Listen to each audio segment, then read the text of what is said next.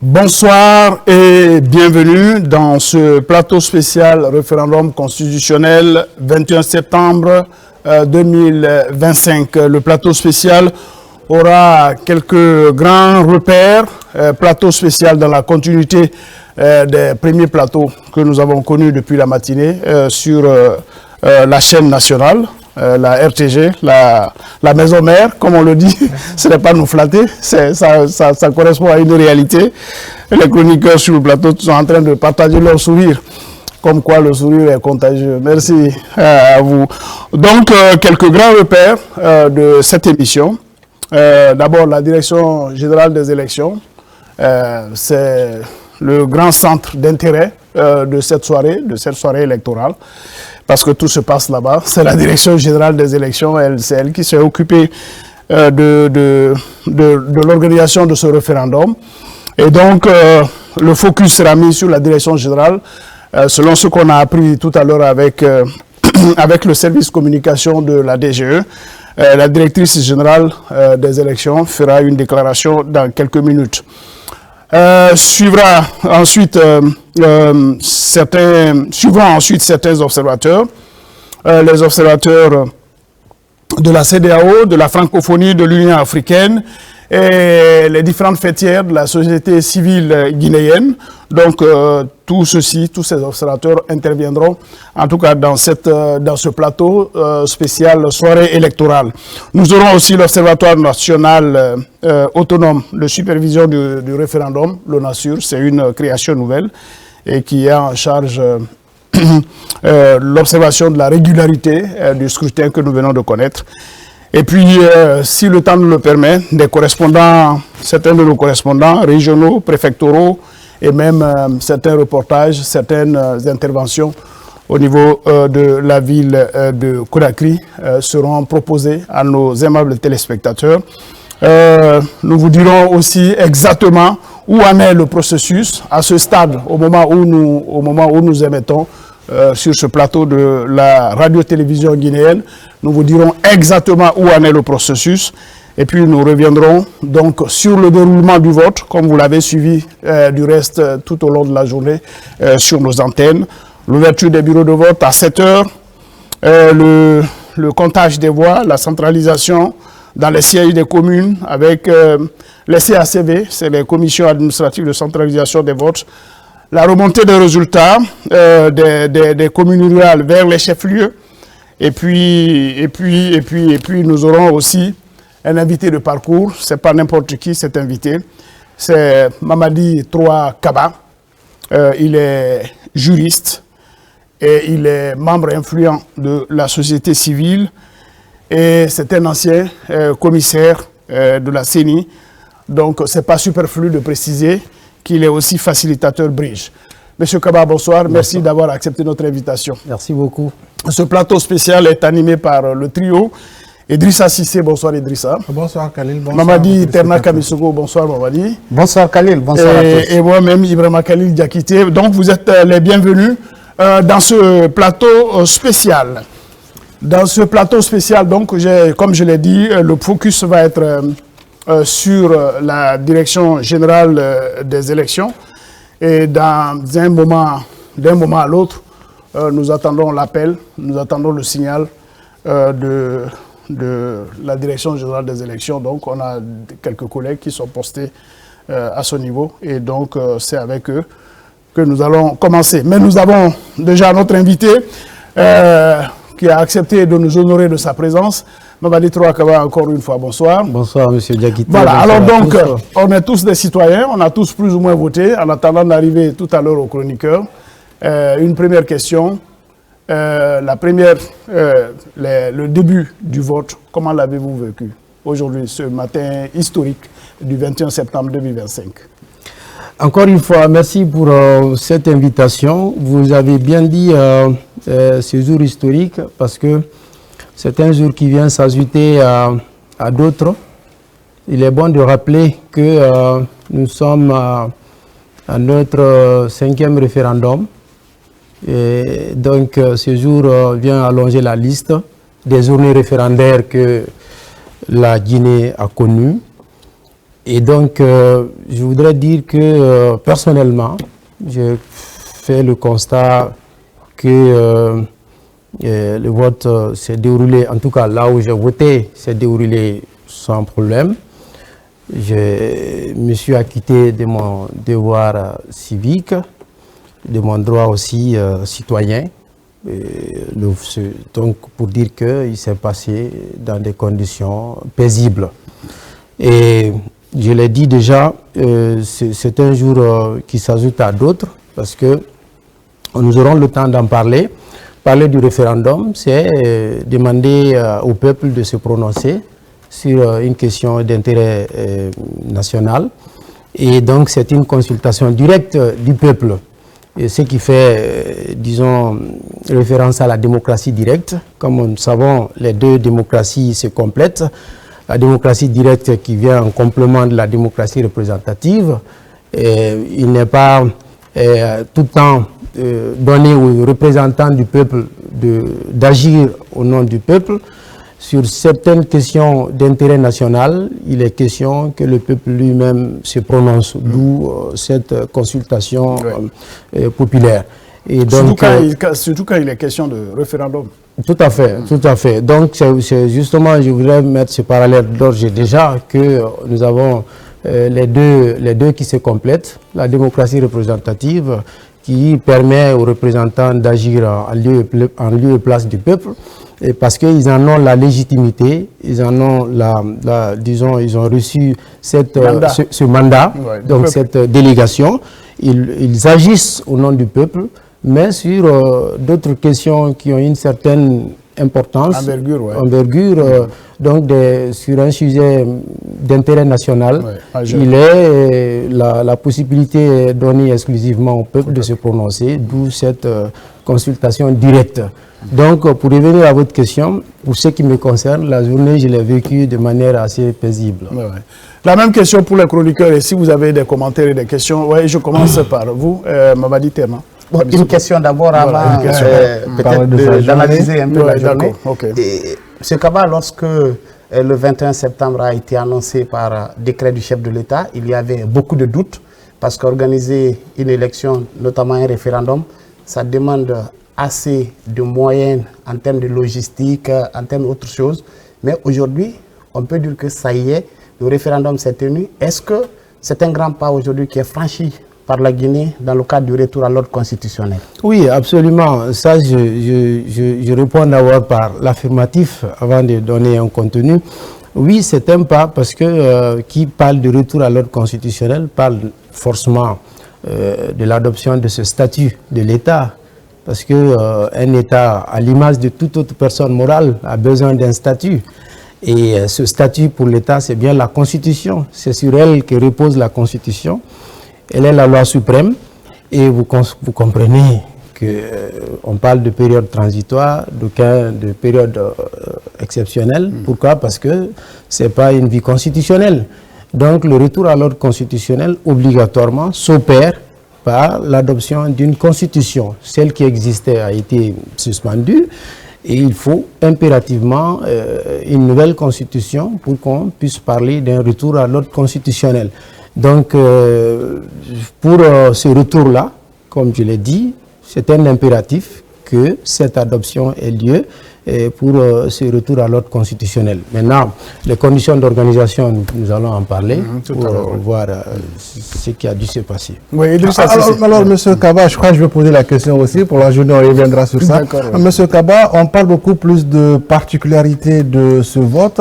En quoi ce vote est un peu spécifique, particulier par rapport à une consultation électorale? Oui, le référendum a une particularité parce que premièrement, ce référendum ne vise pas à élire des autorités. Vous savez, dans une démocratie, les autorités sont tous l'émanation du peuple. Elles sont élues. Alors, à la différence d'une élection, le référendum vise à se prononcer sur une question qui est soumise au peuple, dont la réponse est oui ou non. Donc, ça, c'est une différence fondamentale. Et encore que l'autre particularité, c'est que le référendum, ça donne au peuple sa souveraineté. Et comme je l'ai dit tantôt, si les représentants à un certain moment peuvent, parce qu'ils en ont l'habilitation, ils ont le mandat d'agir en lieu et place du peuple, mais quand la question a un intérêt aussi particulier, il est exclusivement réservé au peuple afin qu'il se prononce. Donc, la particularité du référendum face à une consultation électorale comme nous en avons l'habitude, une élection présidentielle, une élection législative, une élection locale, donc communale, à la différence de ces élections, parler d'un référendum, c'est se prononcer sur une question qui est posée, et les deux options, c'est le oui ou le non. Oui, M. Kaba, bon, à ce stade, les bureaux de vote ont ouvert à 7 h le matin et on les a fermés à 19 h après une petite prorogation, oui. À 19 h. Dans l'intervalle, à partir de maintenant, là, à partir de la fermeture, puisqu'il est presque 22 h. On n'est pas loin de 22 h. On n'est pas loin de 22 h. Il y a à peu près 2 ou 3 heures que les bureaux de vote sont fermés. Quelles sont les différentes opérations qui s'inscrivent dans cette séquence-là, à ce stade-là? Très bien. Et comme nous savons bien, les électeurs sont appelés à se rendre à un endroit. Cet endroit-là, c'est les bureaux de vote. Ouais. C'est là où ils doivent exprimer leur vote. Après les opérations de vote, naturellement, il y a une étape ou un moment qui arrive qu'on appelle le dépouillement. Ouais. Ça veut dire que le scrutin... Le vote est terminé. Le vote est terminé. Les bureaux, disons, le scrutin est clos. Le bureau, il n'est pas fermé. Il n'est pas fermé, mais le scrutin est clos. Ouais. Et à partir de là, les membres du bureau de vote doivent désigner des électeurs présents qui savent lire et écrire le français. Et donc, 4 personnes parmi ces électeurs qui sont présents, qui sont donc appelés les scrutateurs. Ces scrutateurs-là doivent s'ajouter aux membres du bureau de vote pour former une équipe, qu'on va appeler l'équipe de dépouillement. Donc ça veut dire que dès que le scrutin finit, tout de suite les membres du bureau de vote doivent identifier, parce qu'on dit bien, il y a une condition qui est posée là, ce n'est pas tout électeur présent qui doit s'ajouter aux membres du bureau de vote pour former cette équipe. Donc le critère est qu'il faudrait que le citoyen ou l'électeur présent ait la capacité de lire le français, lire et écrire le français. Ces conditions sont rassurées. Qui gère ça? C'est le président du bureau de vote. Bon, on a dit les membres du bureau de vote, parce que ce que j'ai dit là ressort de l'article 4 de la loi 012 du 25 avril 2025, fixant les modalités pratiques du référendum constitutionnel. Donc, les membres du bureau de vote désignent les 4 scrutateurs qui s'ajoutent à eux pour former l'équipe de dépouillement. Et comme je vous dis, le dépouillement est cette autre période ou cet autre moment qui permet aux membres du bureau de vote de vérifier la sincérité des suffrages. Parce que, comme on dit, après le vote, votre vote peut ne pas être comptabilisé. En français facile. Parce que si vous effectuez le vote dans une certaine irrégularité, le vote sera annulé. Vous avez pris la peine de faire le déplacement de la maison au bureau de vote, mais votre vote ne sera pas comptabilisé. On appelle ça donc des irrégularités. Donc le dépouillement est ce moment-là qui permet à cette équipe de vérifier est-ce que le vote de X ou Y s'est déroulé conformément à la loi. Donc c'est cette équipe qui a cette charge-là. Parce que les scrutateurs, les 4 qui vont s'ajouter aux membres du bureau de vote, ils vont renverser l'urne et ils vont commencer maintenant à vérifier les bulletins. Bulletin par bulletin. Comme le vote s'est fait à bulletin unique, donc il n'y a pas d'enveloppe, l'opération est plus facile. Il suffit juste de déplier et de vérifier est-ce que le vote s'est passé de manière régulière. Après ça, le procès verbal est rédigé. Je parle des étapes les plus importantes. Voilà, le procès verbal est rédigé. Ça veut dire il y a une étape qui est très importante, c'est de vérifier la conformité du nombre de démargements au nombre de bulletins trouvés dans l'urne. C'est vraiment une étape décisive. Il faudrait que le nombre d'émargements soit égal au nombre de bulletins trouvés dans l'urne. S'il y a un écart, cet écart doit être mentionné au procès verbal. Ça veut dire qu'il y a un problème. Parce que le vote, le suffrage est égal, le suffrage est secret et le suffrage est libre. l'égalité du suffrage, ça veut dire qu'un citoyen, un électeur, une voix. Ouais. Donc le nombre d'émargements doit être égal au nombre de bulletins trouvés dans l'urne. Ouais. Alors, après toute cette étape-là, toute cette vérification, le procès verbal est rédigé. Et c'est après la rédaction de ce procès verbal que le président du bureau de vote doit afficher un exemplaire de ce procès verbal devant le bureau de vote, une manière que les citoyens soient informés des statistiques qui sont issues de ce bureau de vote. Oui, et c'est là où, maintenant, il y a la remontée de données, disons, vers le CACV, le commissaire administratif de centralisation des votes.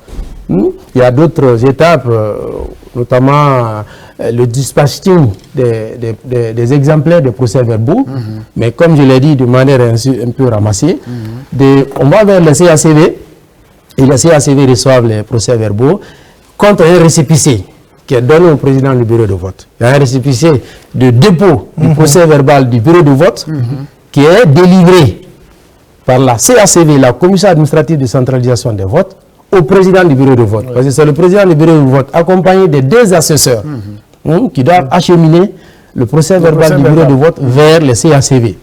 Et les CACV font la compilation. Comme nous sommes dans un processus où c'est les deux options, le oui et le non, la compilation est faite d'abord dans les bureaux de vote. Au niveau des CACV aussi, la même compilation est faite, cette fois-ci à l'échelle circonscription électorale. Ce qui est fait au niveau de vote sera repris au niveau de la CACV avec une autre échelle. Et c'est là où, à partir de là, que la CACV, elle aussi, doit afficher un exemplaire devant la commission, donc le siège qui abrite la commission. Et après, il y a une autre remontée ou une transmission de ce procès verbal au ministère de l'administration du territoire à travers la direction générale des élections. Parce que l'OGE, c'est bien l'OGE gouvernemental. Tout à fait. Donc, le ministère de l'administration du territoire reçoit l'ensemble de ces procès-verbaux. Il y a des questions de délai, naturellement, qui doivent être aussi élucidées. Si vous permettez, je fais un ramassis rapide sur ces délais-là. Oui, les délais, je crois, on peut en parler à plus tard. Oui. Hein? Moi, j'ai déjà une question. On peut en parler plus tard. Donc, les délais, on va revenir. Je crois que ça va être la dernière partie. Cela dit, le ministère reçoit ces procès-verbaux, il fait la compilation et les résultats provisoires sont rendus publics. Est-ce qu'il y a un délai pour ça? Oui, il y a un délai. C'est ce délai que j'ai voulu évoquer tout à l'heure. Puisque la question est posée, allez-y. Ok. Alors, premièrement, les bureaux de vote, quand ils ferment, ils doivent faire les procès-verbaux qu'ils doivent acheminer vers les CACV. Les CACV ont... La loi prévoit un délai maximum. Le délai maximum est de 7 jours. Ça veut dire que des CACV vers le ministère, au maximum, c'est 7 jours. Au plus tard, c'est-à-dire la réception des procès-verbaux des bureaux de vote dans les commissions administratives de centralisation. C'est même dit dans la loi, en aucun cas, on doit dépasser les 7 jours. Donc, un délai maximum qui est donné, c'est 7 jours. Ça peut se faire en 1 jour, en 2 jours, en 3 jours. Mais au maximum, on ne doit pas dépasser les 7 jours. Maintenant, quand le ministère reçoit, le ministère aussi a 3 jours pour rendre public les résultats provisoires. Mais ces 3 jours, il faut noter, commencent à courir à compter de la réception du dernier procès verbal de CACV, le commissaire administratif de centralisation des votes. Maintenant que le ministère a rendu les résultats provisoires publics, on rentre dans le contentieux. Ça veut dire que ceux qui contestent la régularité du scrutin, il s'agit là des partis politiques ou des organisations de la société civile. Ces entités-là peuvent saisir la Cour suprême, qui est la juridiction en charge du contentieux du référendum, dans un délai de 112 heures. À compter de la publication des résultats provisoires, les partis politiques ou les organisations de la société civile ont ce délai de 112 heures pour saisir la Cour suprême à l'effet de faire valoir leur grief contre le déroulement du scrutin. Et la Cour suprême, maintenant qu'elle est saisie, elle aussi a 8 jours pour rendre son arrêt, un arrêt qui est sans appel, qui est sans recours et qui emporte proclamation définitive des résultats, des résultats du scrutin. C'est que moi j'ai une question. Vous savez que par rapport à ce référendum, l'enjeu majeur, c'est le taux de participation. Parce qu'il est dit quelque part que lorsque les 50% ne sont pas franchis, l'élection est annulée. Et quand est-ce qu'on arrive à connaître le taux de participation après un processus de vote référendaire? D'abord, une question pertinente.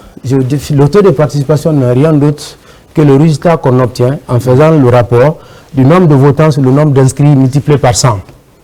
Le résultat qu'on obtient, c'est le taux de participation. Le nombre de votants, c'est l'ensemble des électeurs qui ont fait le déplacement de leur maison au bureau de vote. Que le vote soit valable ou pas. C'est-à-dire qu'on ne fait pas la part des choses, vote nul, vote validé. Il n'y a pas de suffrage, il n'y a pas de question de suffrage exprimé. Donc, à ce niveau, les 6,5 millions d'électeurs, c'est eux qui sont concernés? Non. Les 6,5 millions d'électeurs, ça c'est le nombre d'inscrits sur la liste. C'est-à-dire le nombre de votants, c'est qu'on estime que tous ceux qui sont sur la liste peuvent ne pas voter. Alors le nombre de votants, lui, il est connu qu'après le scrutin.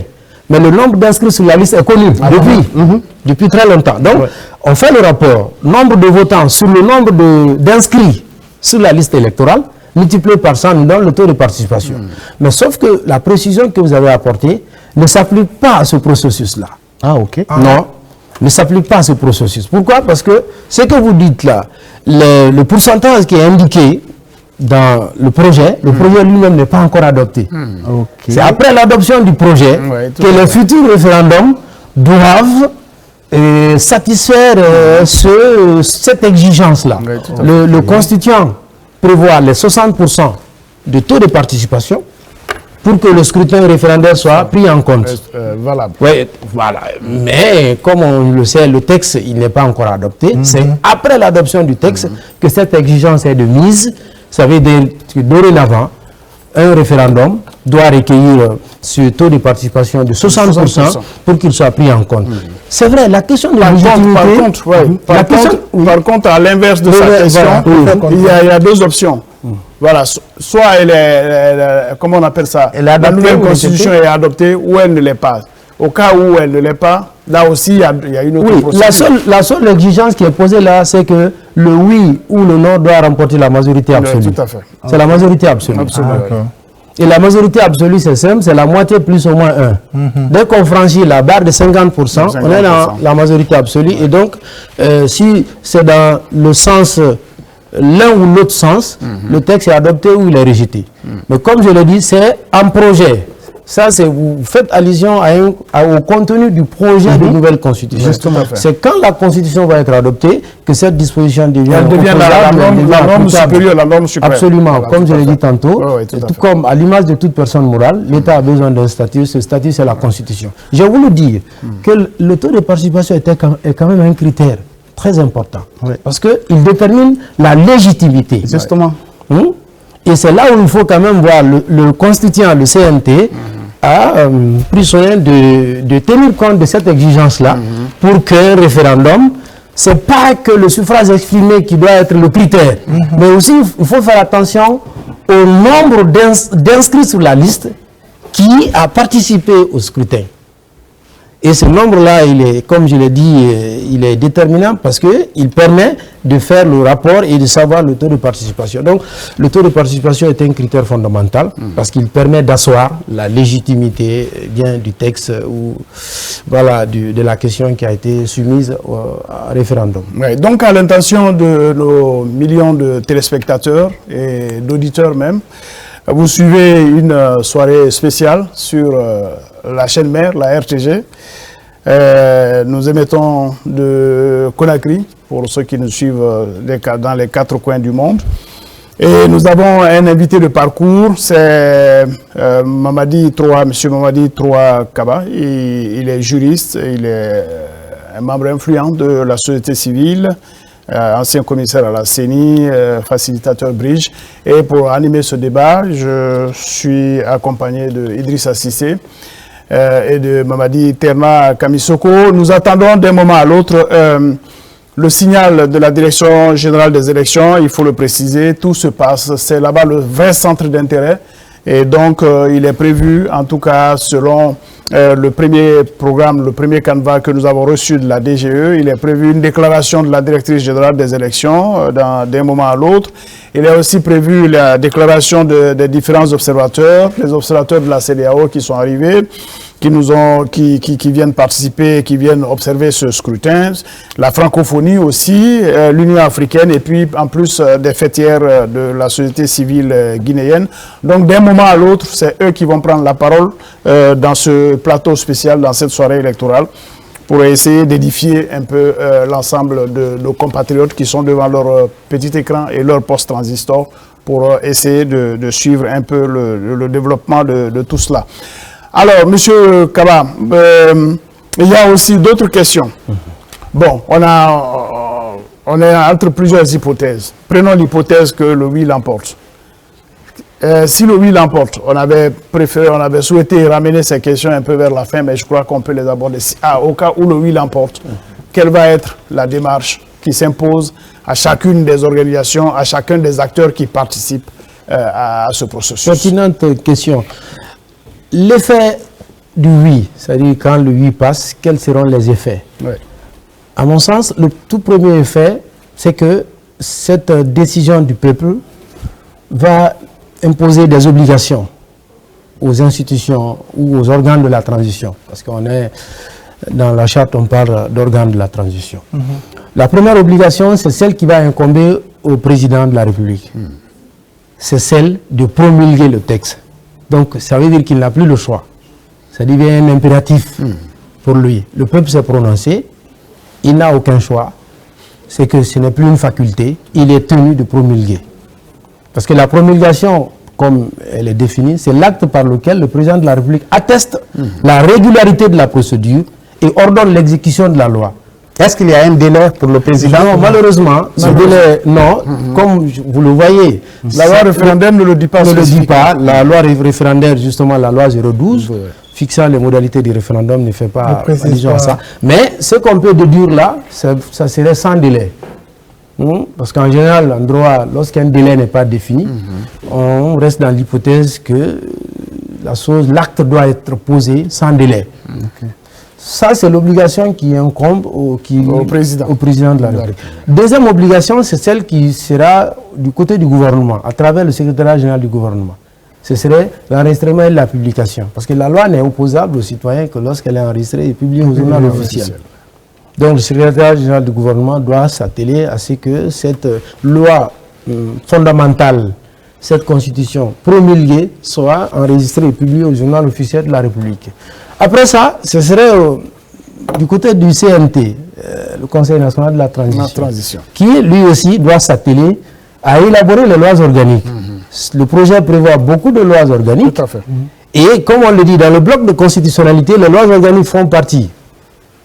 La Constitution elle-même fait des renvois, beaucoup de renvois d'ailleurs, parce qu'on ne peut pas tout mettre dans la Constitution. Si on met tout dans la Constitution, ce serait un fourre-tout et le texte va être trop volumineux et donc il faut faire des renvois. Donc, les lois organiques qui sont prévues dans le projet, le CNT devrait s'atteler pour les élaborer. Pas que les lois organiques, il y a aussi des lois ordinaires. Et quand on prend au rang des lois organiques, prenez la loi sur les langues nationales, les dispositions qui traitent les langues nationales. Il est prévu que les langues nationales deviennent des langues officielles. Au même titre que le français. Voilà. Mais il faut une loi organique pour donner un contenu à ça. Il y a des institutions qui sont prévues. Quand vous prenez l'OTIGE, l'organe technique indépendant de gestion des élections, là aussi il faut une loi organique pour donner un contenu. Quand vous prenez la Cour constitutionnelle, donc il y a des institutions qui ont forcément besoin, il faut des lois organiques pour que celles-ci, pour qu'il y ait un contenu à ces dispositions constitutionnelles qui traitent ou qui font des renvois à ces lois organiques. Donc ça serait du ressort du CNT. À ce niveau aussi, M. Kaba, il n'y a pas de délai? Non, il n'y a pas de délai. Mais comme je l'ai dit, toutes les fois qu'un délai n'est pas donné, c'est que celui qui a la charge devrait agir, en d'autres termes, dans un délai raisonnable. Mais pour un pays, par exemple, comme la Guinée, qui a commencé son retour à l'ordre constitutionnel par un référendum, qui est censé organiser les législatives, les communales et la présidentielle, est-ce qu'il ne serait pas mieux d'aller vite dans le cadre de la mise en place de ces institutions? Ou bien on peut aller vers ces élections sans que ces textes organiques ne soient une question pertinente. Les textes organiques, les lois organiques auquel la Constitution ou le projet, parce qu'on est encore le projet de nouvelle Constitution fait renvoi, et ces lois organiques n'ont pas, à mon avis, les mêmes urgences. Une loi organique peut être plus urgente qu'une autre. C'est bien, voilà. Donc en tenant compte de l'urgence... Je dis un peu ce que je crois. Si nous prenons par exemple l'organe technique, des élections, voilà. Ça par exemple, ça ne peut plus attendre, ça ne peut pas attendre. Voilà. Quand bien même la DG existe, mais il faut que cette institution soit rapidement mise en place il faut pouvoir coordonner les autres élections. C'est aussi la question de parrainage par exemple. Quand on dit parrainage, il y a une loi organique qui doit définir, qui doit donner un contenu à ça. Surtout et comme les candidatures indépendantes qui sont prévues dans le projet, pour que cette disposition constitutionnelle ou du projet de nouvelle constitution ait un contenu, il faut naturellement que cette loi organique soit rapidement élaborée et qu'elle soit adoptée. Donc les urgences peuvent varier d'une loi à une autre et je pense que le CNT aura la responsabilité de faire la part des choses et pour que la Constitution ne souffre pas d'application. Parce que comme je l'ai dit, on ne peut pas tout mettre dans la Constitution. Donc les lois organiques auxquelles les renvois sont faits devraient pouvoir être élaborées et adoptées. Il y a une autre question qui est largement commentée. Ou bien quelqu'un, voilà. Sinon, il y a une autre question qui est largement commentée.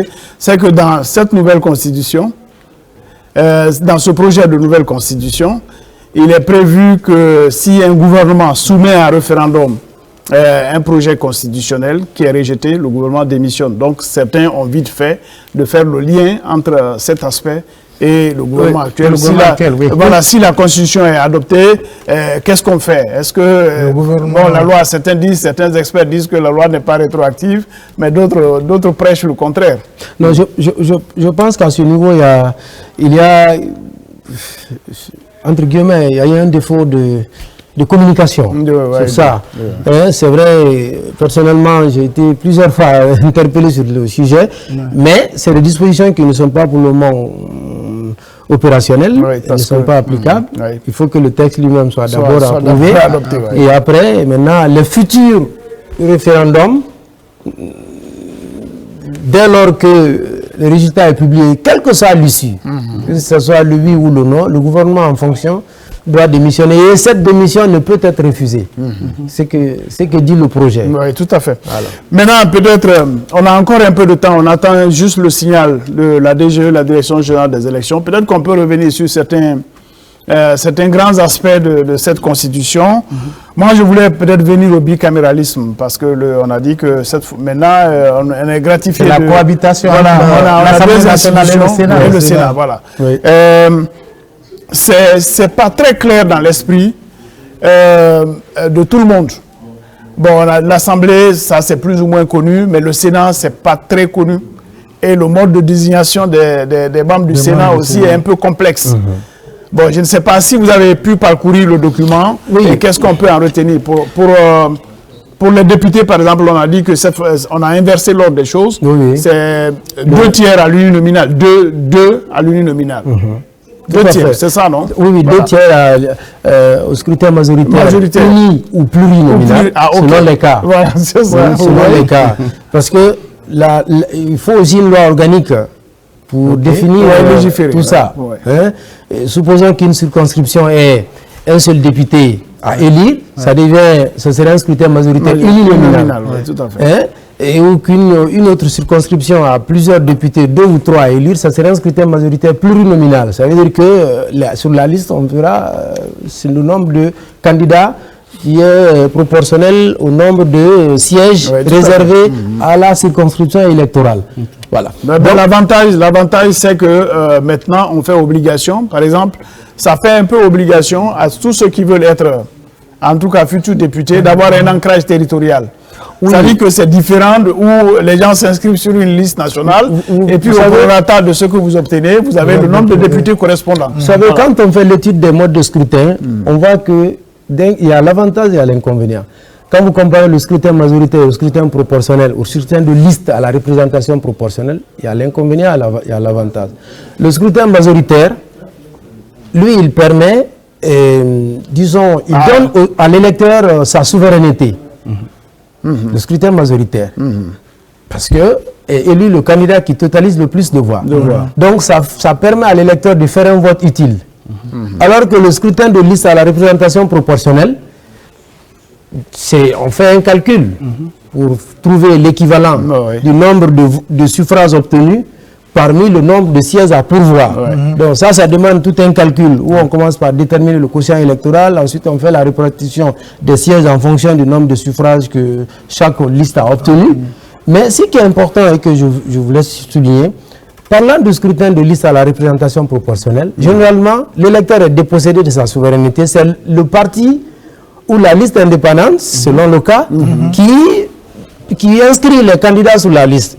Et plus on est en tête de liste, plus on a la chance d'être Sauf que l'avantage pour le citoyen, dans ce cas de figure, c'est que c'est des gens, la plupart du temps, qu'il connaît, qu'il a côtoyé, qui ne lui sont pas imposés.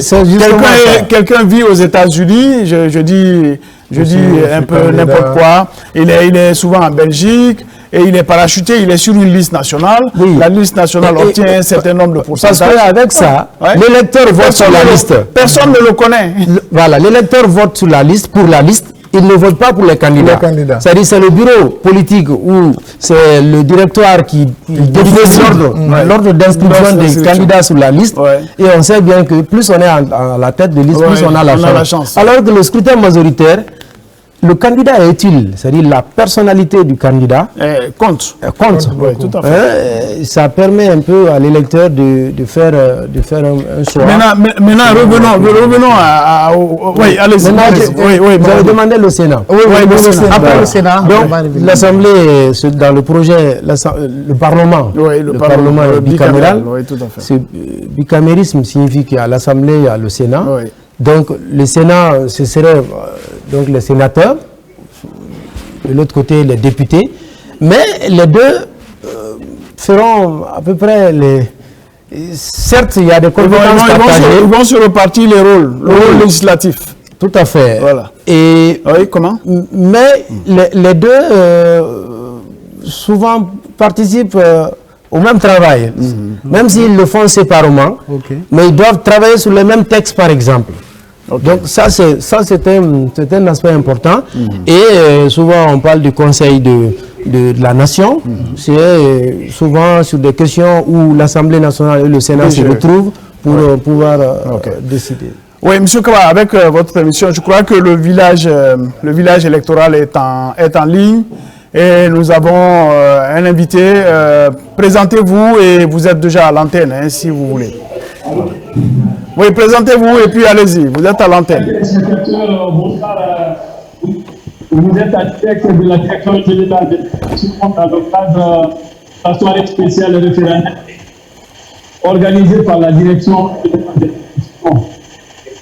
Ici, sur la tour actuellement, nous assistons à la présentation d'une minute à l'autre la direction générale des élections, Madame Camara Geneviève.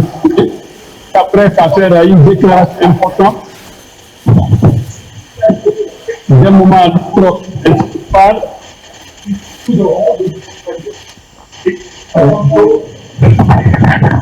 Allô? Oui, on a quelques petits soucis là, mais sinon on vous suit très bien. On a quelques petits soucis de connexion avec la DGE, de liaison avec la DGE. Ouais, vous pouvez répondre à une ou deux questions. Bon, donc on a perdu la DGE, la Direction Générale des Élections. Nous demandons à nos amis techniciens sur place de bien vouloir mettre les bouchées doubles afin que cette communication soit possible, parce que le véritable centre d'intérêt, c'est de ce côté que ça se passe. Mais nous avons le plaisir d'avoir sur ce plateau M.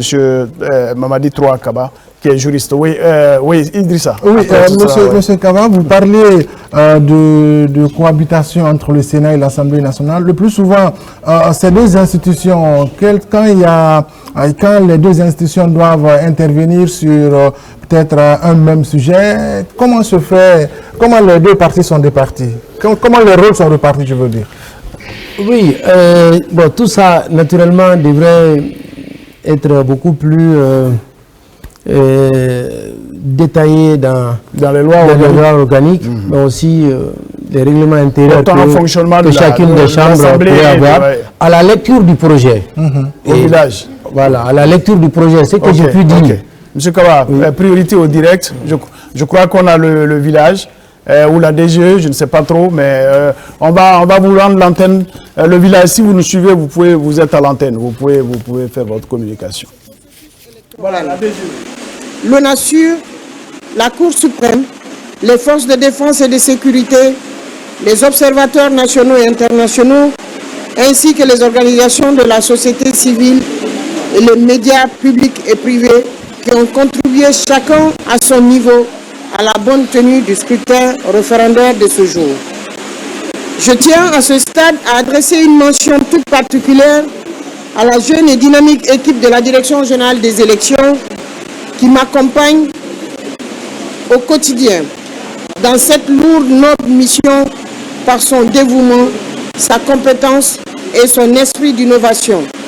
Cette équipe a su relever les défis organisationnels avec efficacité et abnégation, démontrant que la jeunesse guinéenne est capable d'assumer pleinement ses responsabilités dans la construction de notre démocratie.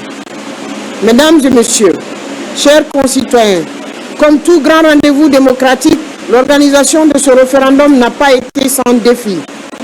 Nous avons relevé ici et là des difficultés liées notamment à des retards dans l'ouverture de certains bureaux de vote, à quelques contraintes logistiques. Mais grâce à la vigilance de nos équipes sur le terrain et à l'engagement des présidents des bureaux de vote, des autorités administratives à la base, des forces de défense et de sécurité, des partenaires techniques et financiers, des solutions rapides et rationnelles ont été apportées. La décision de proroger exceptionnellement l'heure de fermeture des bureaux de vote est une illustration concrète qui a permis de garantir à tous les électeurs l'exercice effectif de leur droit de vote. Mesdames et messieurs, chers concitoyens, la Direction générale sous l'autorité de Monsieur le ministre de l'Administration du territoire et de la décentralisation tient à réaffirmer en cette occasion solennelle son attachement indéfectible au principe de régularité, de transparence et de sincérité du scrutin. Nous restons pleinement mobilisés pour assurer dans la sérénité, la rigueur, le dépouillement et la remontée des résultats conformément aux dispositions législatives et réglementaires en la vigueur.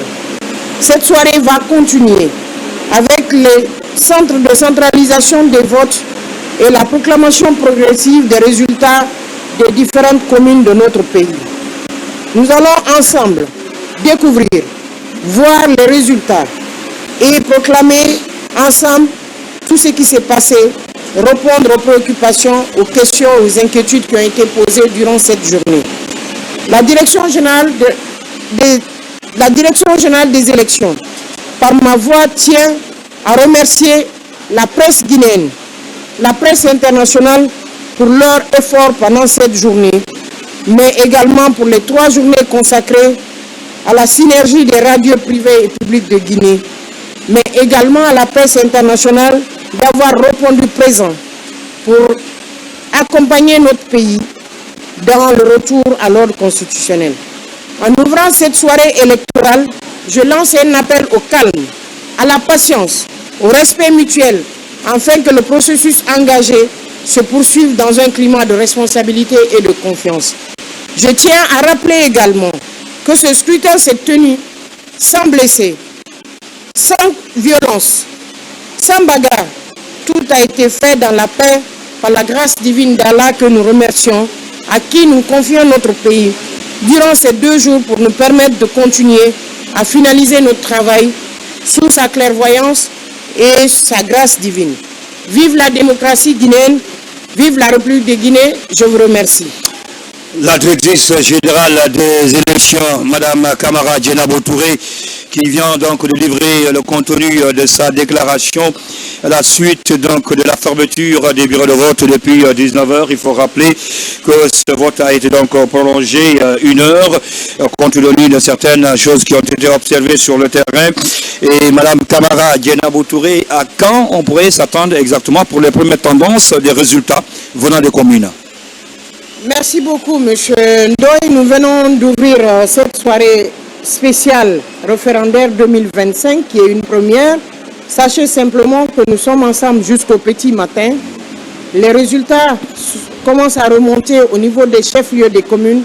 La centralisation a démarré sur le territoire national et nous allons, dans les heures qui suivent, donner le taux de participation au peuple de Guinée et donner également les résultats qui sont parvenus des missions diplomatiques et consulaires, mais également des communes de notre pays. Donc c'est toute la soirée que nous allons continuer à donner ces informations au peuple de Guinée. Un vote qui s'est passé sans incident majeur, un observateur international n'a été touché, personne n'a été inquiété. Quel a été le secret? Le secret, c'est un travail inclusif, c'est un travail d'ensemble, c'est l'implication de tous les acteurs sociopolitiques, mais aussi ce qui a été une nouveauté pour nous, c'est le Conseil supérieur de la défense et de la sécurité, où tous les corps de notre pays se sont mis ensemble.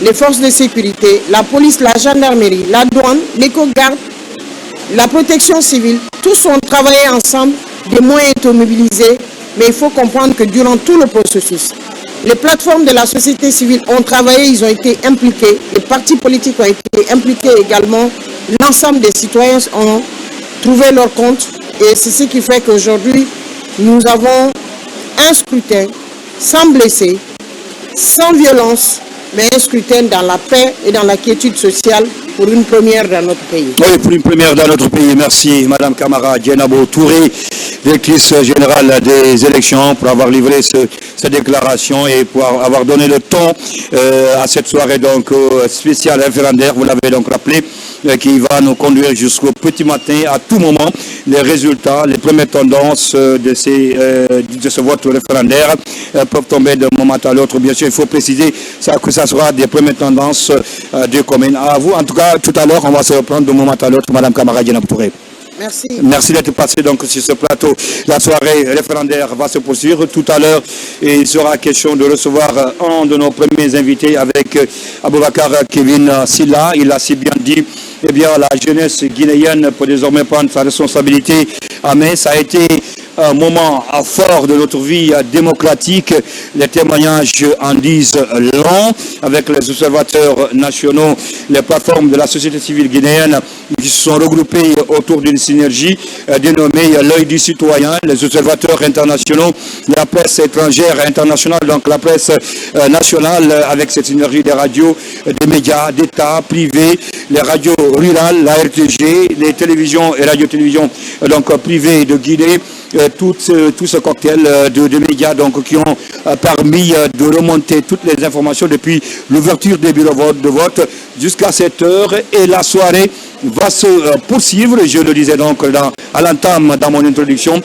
Beaucoup d'invités, beaucoup d'interventions, des reportages également au niveau des 4 régions naturelles, Kindia, Kankan, Zérekoré et Labé, pourquoi pas l'étranger, avec l'ambassade naturellement des États-Unis. Toutes ces informations seront révélées tout au long de cette soirée électorale. Je vais me retourner vers la régie, histoire pour nous de céder donc cette place à Kevin Aboubacar Silla, qui va recevoir le premier invité au compte de cette soirée référendaire. À tout à l'heure.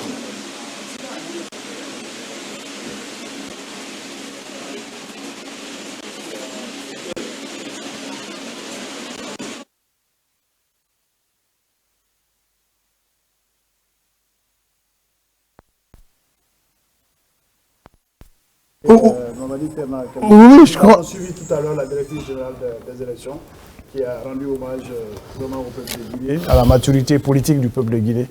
Voilà. Non, il faut l'avouer que de façon générale, l'élection s'est passée dans une certaine tranquillité.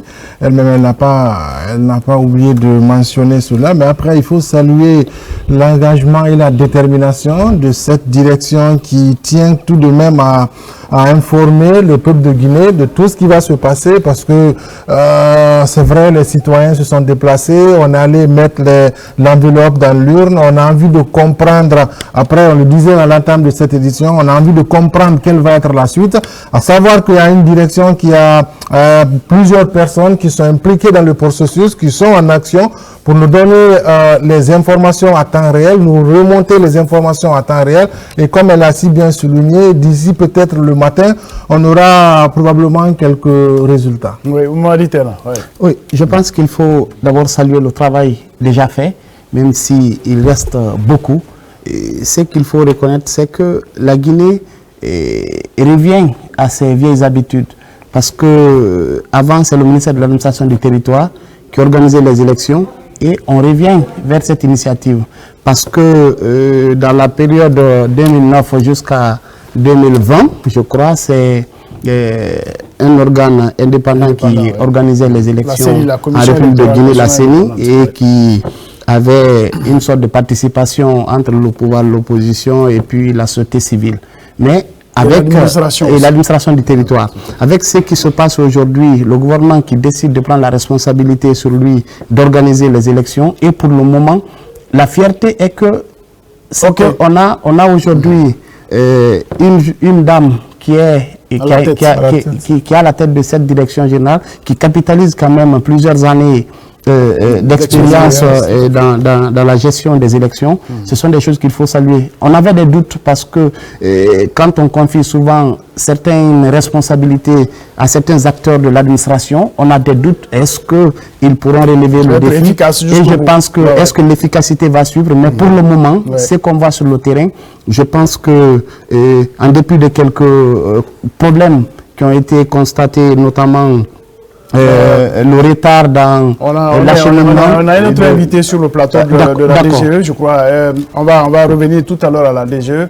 Il faut seulement dire qu'elle a dit quelque chose qui est extrêmement important, c'est l'inclusivité. Elle a dit que tout le monde a été impliqué jusqu'au bout, les différents acteurs, notamment au niveau de la sécurité. Tous les corps de sécurité ont participé à la sécurisation de ce. Il n'y a pas eu d'égratignure, il n'y a pas eu de fausses notes, il n'y a pas eu d'incident majeur noté, relevé. Et donc ça, c'est extrêmement important, contrairement à ce qui a pu se passer ces dernières années en Guinée.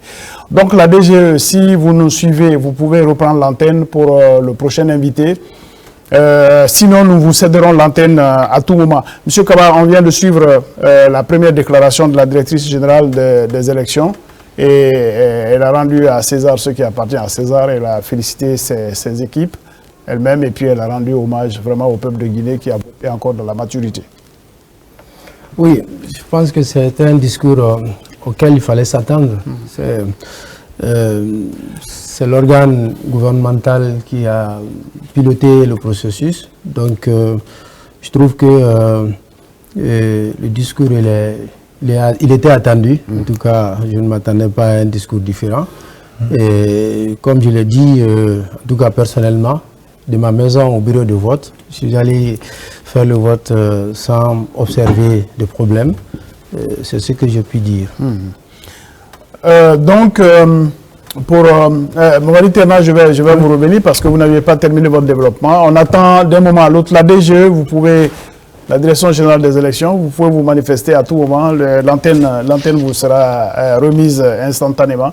Ne vous en faites pas. Nous sommes ici, le centre d'intérêt, c'est à la DGE. Donc, Mohamed Terna, vous aviez la parole. Oui, je disais juste que, en dépit de quelques problèmes qui ont été constatés dans certaines communes, dans certaines localités, parce que c'est vrai qu'organiser une élection, on l'a toujours dit que ça mobilise énormément de logistique. Dans certains endroits, il y a eu des petits problèmes en termes d'acheminement du matériel électoral qui a été vite rattrapé et dans le temps.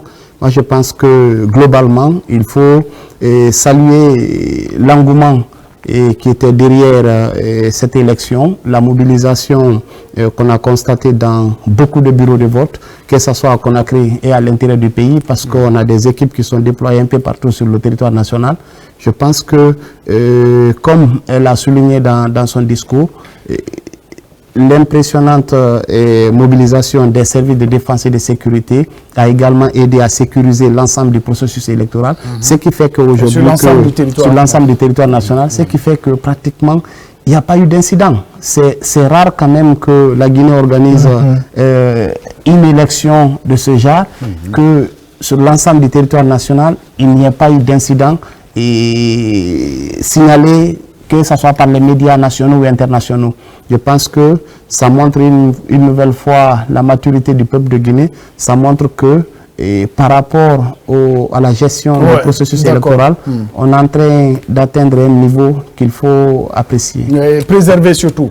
C'est un exemple qu'il faut suivre. On me fait signe du côté de la régie que la Direction générale des élections, il y a déjà un invité sur le plateau. Si de ce côté ils nous suivent, ils peuvent prendre l'antenne. L'enseignement. Donc qui est mieux pour enseigner? Qui a la meilleure pédagogie que nos enseignants? Nos formations sont toujours couplées, c'est-à-dire un cadre de la DGE et également un cadre syndicat enseignant. Donc ce sont ces personnes-là qui vont dans les préfectures, qui vont dans les communes pour former les différents membres de toutes les activités que nous avons eues. En parlant du recensement, les commissions administratives de recensement, en parlant de la distribution des cartes d'électeurs, les commissions administratives de distribution de cartes d'électeurs, en parlant des membres des bureaux de vote et en parlant de ces commissions administratives de centralisation de vote. Donc avec le couplage syndicat, enseignants et MATD, Direction générale des élections, je peux vous affirmer, Madame Camara, que toutes les formations se sont très bien passées en République de Guinée. Alors justement, pour enchérir, n'est-ce pas, la question de Idiatou, est-ce que vous pouvez estimer aujourd'hui que les responsables qui travaillent, n'est-ce pas, dans ce domaine, au niveau de ces commissions de centralisation, ont reçu également des formations solides pour éviter, n'est-ce pas, des anomalies sur le terrain? Vous savez, Monsieur Silla, la formation est un grand mot. Lorsque nous parlons de magistrats, c'est difficile pour moi de dire que j'ai formé des magistrats. Oui. Les magistrats, j'ai facilité leur compréhension, j'ai facilité leur appropriation des documents qu'ils connaissaient sûrement déjà, qu'ils connaissaient sûrement mieux que moi. Donc formation est trop dit pour ces magistrats, mais j'ai facilité cela et tout s'est très bien déroulé. Allez, Idiatou. Alors, Kevin, si vous permettez, Monsieur Gabi, je ne sais pas si c'est à votre niveau les agents recenseurs ou en tout cas qui étaient devant les machines, pour parler tout simplement pour la compréhension du citoyen moyen. Oui. Vous êtes satisfait de la formation, mais il y a eu beaucoup d'anomalies. Il y a même des gens, on a vu, qui sont nés sous le manguier. Moi, je suis né à Pita, mais on m'a dit que je suis né à Mamou, mais je suis de Mamou, c'est pas grave. Mais il y a eu beaucoup d'anomalies et il y a plusieurs personnes. J'ai sillonné aujourd'hui plusieurs bureaux de vote, notamment dans la nouvelle commune de Bessia à Concasseur. Il y a plusieurs personnes qui n'ont pas retrouvé leur carte d'électeur et malheureusement qui étaient frustrés. Et ce qui est normal parce qu'ils n'ont pas pu voter. D'où viennent ces anomalies? Merci, Madame Camara. Je vais revenir d'abord sur le recensement qu'il y a eu lieu. La Guinée, aujourd'hui, doit être satisfaite de son niveau d'avancement. C'est la première fois que la Guinée détient un registre national des personnes physiques. C'est la première fois que la Guinée détient un fichier électoral biométrique permanent. Il n'y aura plus jamais de recensement, il n'y aura plus jamais de recensement pour des électeurs. Il y aura le registre national de l'état civil qui sera créé. Chaque citoyen ayant 18 ans sera d'office électeur. Revenons sur les erreurs qu'il y a eu au niveau... Il n'y a pas eu besoin de faire une élection pour ceux qui ont 17 ans, qui auront 18 ans. Ils seront directement reversés automatiquement. Justement. Et ils pourront aller récupérer leur carte d'électeur qui sera conçue de façon automatique. Ouais. Nous revenons sur les erreurs qu'il y a eu lieu au niveau des agents recenseurs. Après cela, il y a eu 2 semaines où chaque citoyen pouvait partir chez son chef de quartier, voir la fiche de liste électorale provisoire, regarder ses informations biométriques, regarder ses informations d'état civil et apporter des corrections. Ça a été fait pour certains, pour d'autres non. Et ceux qui ont eu leur carte conçue avec des erreurs, malheureusement, pendant cette période définie, ne se sont pas rendus chez le chef de quartier pour la correction. Justement, parce que et surtout ce que je voudrais rappeler, Idiatou, c'est vrai, il est très important, n'est-ce pas, de rappeler un peu, juste un peu ces anomalies, mais ce qu'il faut rappeler, c'est qu'au-delà, après le recensement biométrique, surtout après la publication, n'est-ce pas, des statistiques provisoires du registre national des personnes physiques, le ministère de l'administration du territoire et de la décentralisation, à travers la direction générale des élections, est parti à une autre phase, n'est-ce pas, du processus.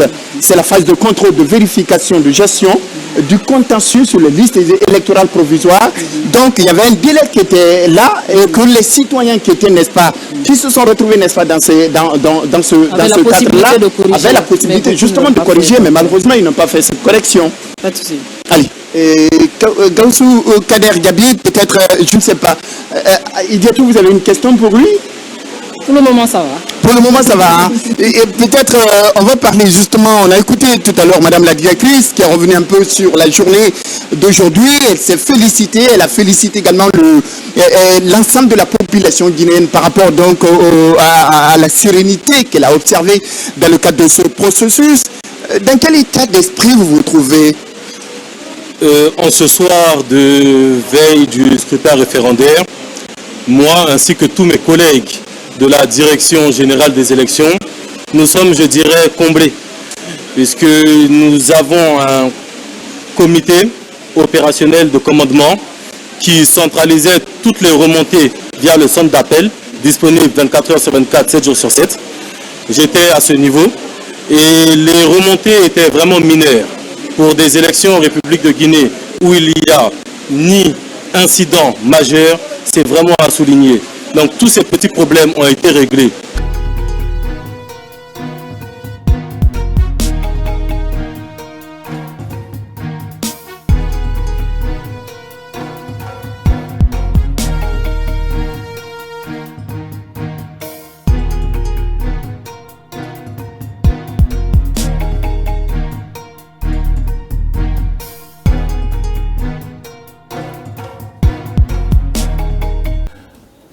Vous êtes les bienvenus sur le plateau de la RTG, la radio-télévision guinéenne, soirée spéciale à l'issue du vote référendaire du 21 septembre 2025 qui consacre en partie le début du retour à l'ordre constitutionnel. D'autres scrutins sont prévus, mais celui majeur qui va doter la Guinée d'une nouvelle loi fondamentale, c'est cette élection qu'on a connue aujourd'hui. Et nous avons sur ce plateau, comme invité de parcours, M. Mamadi Troakaba. Il est juriste, il est aussi membre influent de la société civile et ancien membre de la CENI. Et ce débat, nous le menons à trois. Mamadi Terna Kamisoko, Idrissa Cissé et moi-même avons le plaisir de conduire ce débat.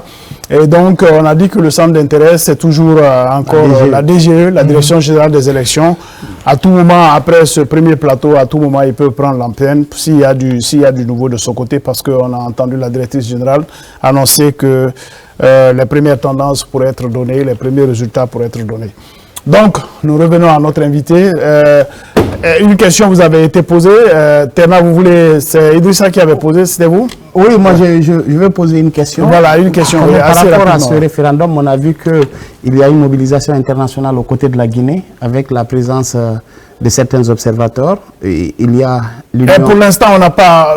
du point de vue financier, on nous a dit que c'est le gouvernement qui a financé. C'est le gouvernement qui a financé, mais en tout cas, ils sont là, c'est des observateurs indépendants de la communauté internationale.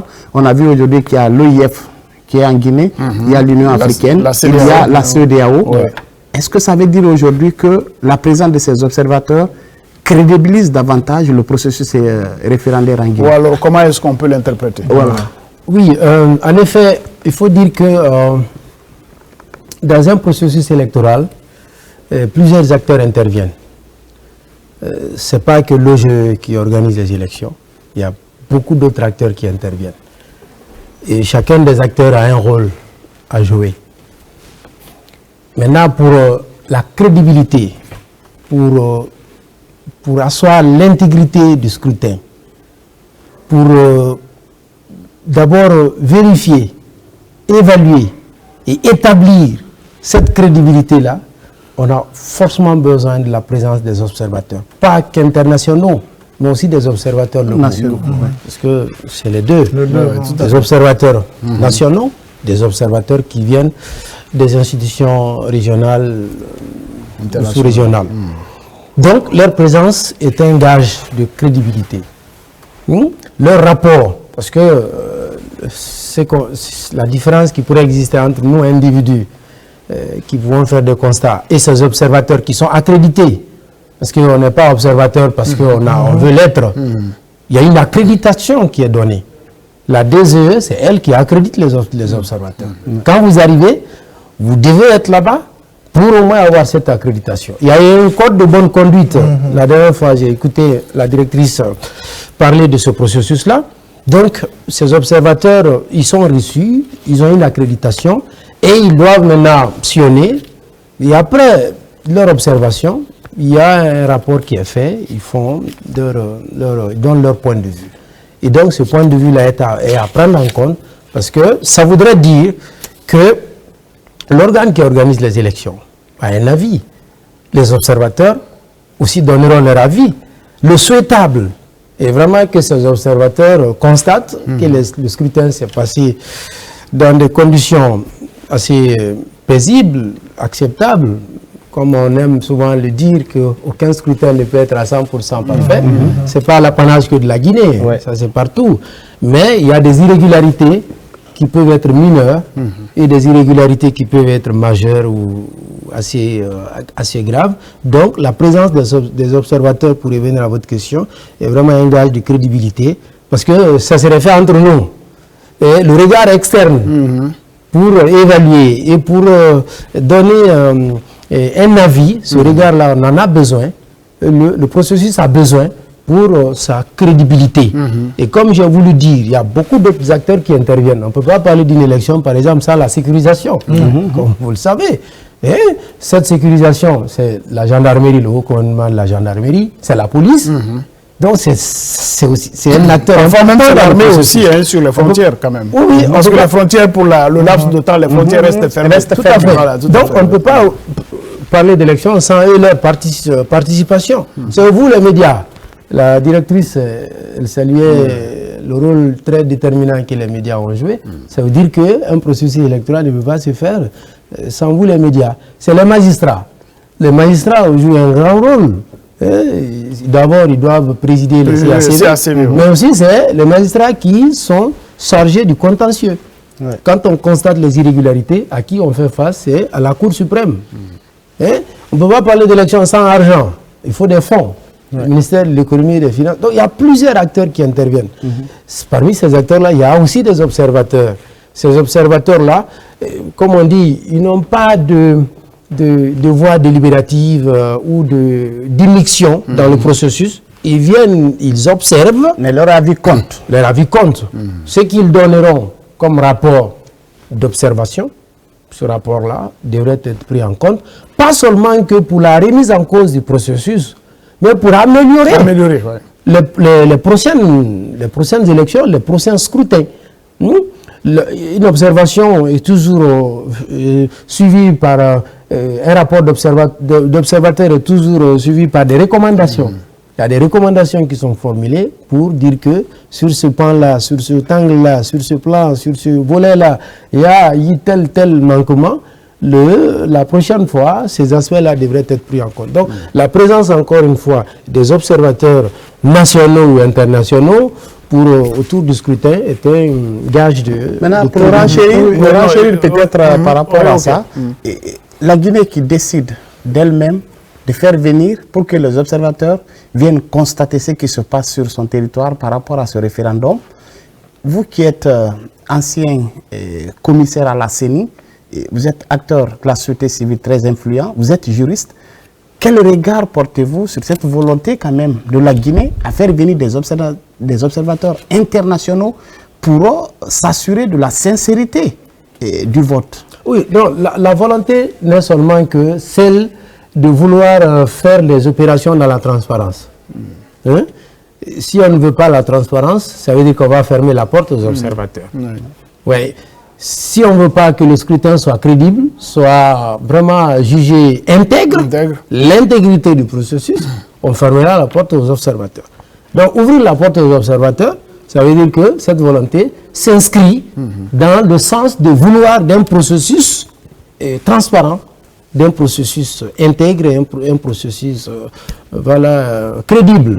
Donc ça ne peut s'expliquer qu'à ça. Mais à cela s'ajoute, il ne faut pas l'oublier, que la Guinée est dans différentes organisations où il y a des normes.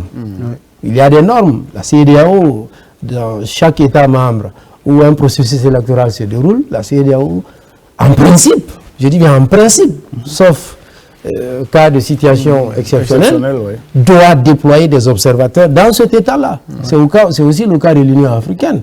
L'Union africaine, les États membres, quand il y a un processus électoral dans un État, elle se doit d'envoyer des observateurs. Il y a des observateurs qui viennent pour leur longue durée, c'est-à-dire qui peuvent arriver 2 semaines avant le scrutin, 3 semaines, 1 mois avant le scrutin. Il y a des observateurs qui arrivent la veille du scrutin. Donc il y a toute cette catégorie d'observateurs. J'ai eu le plaisir, j'ai eu l'honneur de faire une session de briefing avec les observateurs déployés par l'Union africaine. Voilà, c'est aussi pour dire que ces observateurs, quand ils arrivent, on ne se jette pas comme ça dans le fleuve. Dans le bain, Monsieur Kaba, vous parliez de contentieux, vu que ce vote est vraiment un peu spécial, qui est un peu différent, si vous voulez, des contestations où les partis politiques sont directement impliqués. À ce niveau, qui peut contester? Très bien, une bonne question. Qui peut contester la régularité du processus du vote référendaire là? C'est les partis politiques et les organisations de la société civile. On a ajouté légalement constitué. Bon, c'est un terme. Un parti politique, c'est déjà légalement constitué. Une organisation de la société civile, vous n'aurez jamais l'agrément si vous n'êtes pas légalement constitué. Non, on est dans un contexte particulier où des partis ont été suspendus parce qu'il n'y a pas respect de certaines... Voilà. Bon, ça, comme vous l'avez dit, on est dans un contexte. Non, mais ça c'est juste pour détendre un peu la sauce. Alors, c'est les partis politiques et les organisations de la société civile qui peuvent contester. Devant quelle institution? La Cour suprême. Et dans quel délai? 72 heures à compter de la proclamation des résultats définitifs. C'est cette proclamation faite donc par le ministère de l'administration. Les résultats provisoires alors? Les résultats provisoires. Je m'excuse. Les résultats provisoires. Déclaré par le ministère de l'administration du territoire, à compter de cette publication des résultats provisoires, les partis politiques, les organisations de la société civile qui ont trouvé des irrégularités au processus peuvent saisir la Cour suprême, mais le contentieux est ouvert. Et quand la Cour suprême est saisie, s'il y a des requêtes, il y a eu des recours, la Cour suprême a 8 jours pour rendre son arrêt. Et cet arrêt-là est insusceptible de recours. Et il emporte proclamation des résultats définitifs. Résultats définitifs pour l'adoption ou pour le rejet.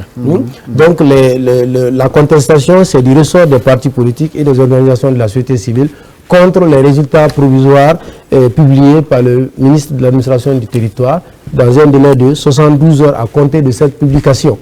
Et la Cour suprême a 8 jours pour trancher. Maintenant, s'il n'y a pas eu de recours, ça veut dire que la Cour suprême doit rendre son arrêt depuis dans le délai le plus court possible. Ouais, tout à fait. Parce qu'il n'y a pas eu de contestation. C'est quand il y a contestation qu'elle dispose de 8 jours pour rendre son arrêt. Donc au cas où il n'y a pas de contestation, donc à compter. Pendant les 3 jours.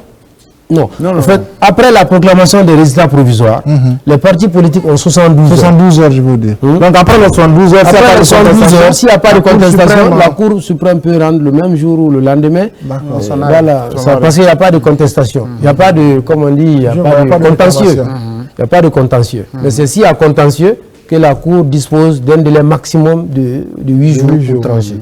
Et tout cela conformément à la loi 012. Fixant les modalités pratiques du référendum constitutionnel. Alors donc, nous restons accrochés à la DGE, la Direction Générale des Élections, qui peut prendre l'antenne à tout moment. Mais d'ici là, on peut se permettre de revenir un peu sur certains points saillants de cette Constitution, parce que le débat a été assez fructueux et il y a eu de la vulgarisation, il y a eu des explications, il y a eu de la sensibilisation. Et les points qui sont revenus, c'est Entre autres, les nouveautés, hein, le mandat présidentiel qui a changé, on peut toujours revenir sur quelques points. Le mandat présidentiel part de... On était jusque-là à 5 ans. Oui, tout à fait. 5 ans, et il part à 7 ans. Oui. Et on parle aussi de quotas hein, pour les femmes. Oui, les 30%. 30%. Voilà. Est-ce que on a suffisamment pris du recul pour porter ce quota-là à 30%? Si on regarde un peu le paysage, je pense que c'est bien atteignable. Il y a certains pays qui l'ont fait. Oui, il faut noter vraiment que tout ça, c'est l'œuvre du constituant. Hein, c'est le constituant qui a voulu ainsi, le CNT, qui a rédigé le texte en voulant que les femmes soient représentées dans les instances de prise de décision à l'échelle nationale, l'échelle régionale ou même locale, communale. Donc c'est la volonté du constituant et maintenant qui est soumise à l'approbation du peuple. Est-ce que le peuple veut cela ou pas? C'est à lui de se déterminer. Mais la particularité, et ça je reviens avant de reprendre, je reviens à la question qu'il avait posée, la particularité de ce référendum-là, c'est qu'on ne vote pas pour certaines dispositions et rejeter d'autres. C'est le texte la globalité qui est à accepter ou à rejeter. Voilà, c'est un peu ça la chose. La complexité. Voilà, c'est pas dire que bon, telle disposition me convient, je suis pour ça, telle autre, je suis opposé, non. Et vous voyez, c'est ce qui fait un peu la Constitution, ce charme que la Constitution a. C'est un tout. Donc du coup, nous n'avons pas souvent les mêmes lectures. Si je suis syndicaliste, je vais regarder les dispositions qui traitent le droit syndical dans la Constitution. Dès lors que ces droits-là sont garantis, ils sont protégés, je suis beaucoup plus enclin à voter pour. Je m'excuse entre guillemets, les personnes vivant avec handicap. Ces personnes-là vont avoir l'œil vigilant sur les droits de ces personnes-là. Si ces droits sont protégés, elles sont motivées à voter pour. Les politiques vont regarder des dispositions qui traitent l'accession au pouvoir, qui traitent l'exercice du pouvoir, qui traitent la transmission du pouvoir. Ces dispositions-là intéressent plus les politiques. Si c'est les femmes, comme c'est le cas maintenant, les femmes vont regarder, attention, nous on nous accorde quand même un privilège, même si on dit c'est l'égalité entre hommes et femmes. Donc au nom du principe de l'égalité, ça peut être un peu discutable qu'on dise bon on accorde ça aux femmes. Souvenons-nous qu'une fois dans le code, c'était l'avant, le code électoral qui est venu avant celui qui était en vigueur jusqu'à la date du 5, cette question s'était posée. Où un quota a été accordé aux femmes, la Cour constitutionnelle avait rétorqué, avait trouvé cette disposition inconstitutionnelle. Ça s'est posé ici. Mais les femmes, pour revenir à la question, les femmes vont vouloir regarder cette disposition qui traite la question spécifique des femmes, et si elles retrouvent ça, elles sont motivées à voter. Donc la Constitution est un tout. Chacun regarde la Constitution avec un certain œil, mais comme je l'ai dit, on ne fait pas le vote en prenant des dispositions qui m'arrangent et les dispositions qui me dérangent. C'est un vote qui concerne l'ensemble du texte et c'est ce qui fait encore l'autre particularité. Alors en très peu de mots parce qu'on va la priorité est encore accordée au direct. Si vous êtes d'accord, peut-être qu'on va faire le direct et puis après on reviendra sur la suite de votre réponse. La DGE, la Direction Générale des Élections, si vous nous recevez, nous rendons l'antenne. Dans plusieurs quartiers sillonnés par l'équipe de communication de la DGE, autorités citoyennes rencontrées sur le terrain ont exprimé leur sentiment de satisfaction selon cet élément de reportage.